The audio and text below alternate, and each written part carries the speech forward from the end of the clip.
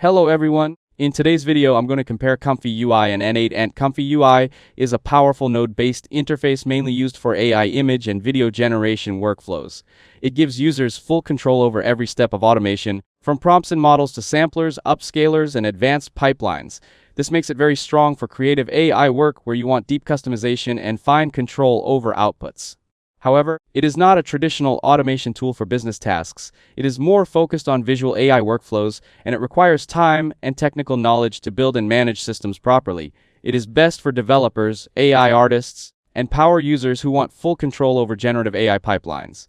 On the other hand, n8n is a general-purpose automation tool designed to connect apps, API, and services into automated workflows. It is widely used for business automation like sending emails, syncing data, managing CRMs, running scheduled tasks, and even integrating AI tools into real workflows.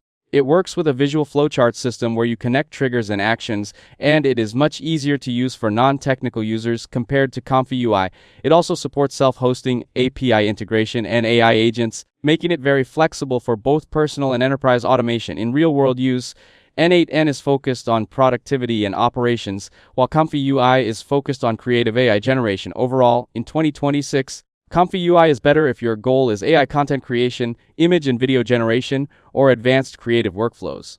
n8n is better if your goal is real-world automation, business workflows, and connecting different apps and services. For most users, n8n offers more practical value because it saves time in everyday tasks and business automation, while ComfyUI is more powerful for specialized AI creative work, but not a general automation replacement. That's it, thanks for watching. Don't forget to like and subscribe for more videos.